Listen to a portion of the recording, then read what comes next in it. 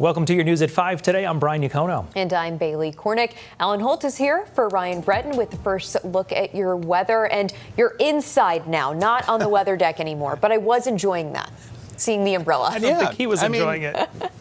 I'll go out. Should we just go? No, Here we go. it's okay. Okay, I'll You're come fine. back then. All right, Come we'll come back. Yeah, we've got some rain on the lens of our tower cam. There are showers moving into southern Maine, and with that, there is some fog. Visibility is down to 1 mile in the Portland area. You see the showers moving in primarily in southern Maine, and the rain intensity will pick up as the night goes on. It's also pretty cool out right now, low 60s in southern Maine. It's in the mid 70s up in the highlands and the county.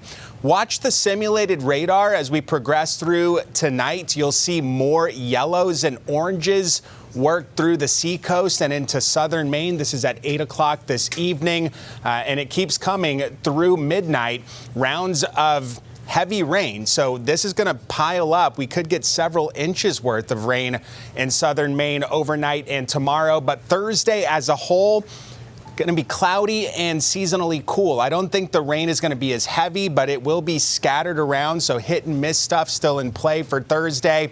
And look at the highs, upper 60s, if not middle to lower 70s. This all gets out of here by the weekend. We'll talk about that outlook in just a few minutes. Bailey, Brian. Alan, thank you. Troy Jackson is the newly chosen Democratic nominee for the U.S. Senate race, but there is a question floating around now about whether he can actually run. A state representative asked the Secretary of State to investigate this question. Christian Harsa has also been looking into it. Christian, what are you learning today? Hi, Brian and Bailey. We've been learning that the Secretary of State hasn't answered that question yet, and they also haven't answered my question, or my request, I should say, for comment. But let's hear directly from Republican Representative James White first. Law says that you can only run for one of these positions in a cycle. And he's already lost a race, just like some other folks that ran for governor. So he's not an eligible candidate. White is referring to Maine Statute Section 331, which states someone cannot file for more than one federal, state, or county office at any election. Maine law professor Dimitri Baum points towards the word file. He interprets the statute to mean that Jackson can run because he didn't have to file for the Senate race. Instead, the Democratic Party chose Jackson as the nominee. I think because the text, I think, is fairly clear in the kind of subject of the actions here is the candidate's actions, I think it's unlikely to be interpreted by a court as being more broad than how the text is written.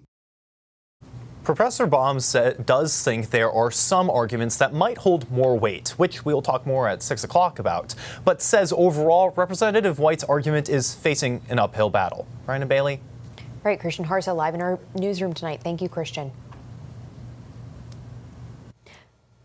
Now, the ongoing debate over super PAC donations in Maine played out in a federal appeals court today. So this case stems from a 2024 ballot measure when nearly 75% of Mainers voted to place limits on contributions to these super political action committees that spend money on specifically advocating for one candidate or the defeat of another.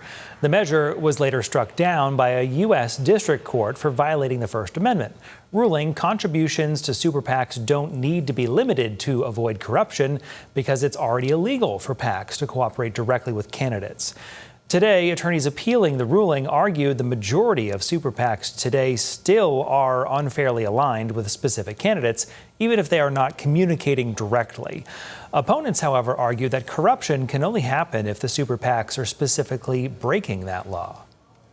There doesn't have to be a prearrangement or an agreement or any kind of communication at all between the candidate and the donor. The contribution itself is enough to create the potential appearance and reality of quid pro quo corruption. There is disclosure of donations to super PAC expenditures, so that's out there. And there is no ability to coordinate whatsoever. If the court accepts the appeal, the case will continue to the Supreme Court. It could potentially impact the 2028 election. And in Washington, D.C., the Senate Judiciary Committee could be at an impasse now over President Donald Trump's pick for Attorney General. It has a vote on Todd Blanche's nomination planned for Thursday, but how that will go is looking uncertain. measure almost definitely can't pass without support from Republican Senators John Cornyn and Tom Tillis. In return for their votes, they're demanding confirmation that the so-called anti-weaponization fund is dead. Blanche says it is, but the two lawmakers want that in writing. Sorry to disappoint you, but the meeting with Todd Blanche is off. For some reason, I don't know whether it's the staff of the DOJ or who it is, but they simply, they know what they need to do, but they simply refuse to do it. I'm not prepared to vote yes. Let me put it that way. The fund stems from a settlement between Trump and the IRS. The money was supposed to go to people who claim the Justice Department wronged them. Critics say it's a $1.8 billion slush fund for Trump's allies. They worry some of the money could go to the people convicted in the January 6th Capitol attack.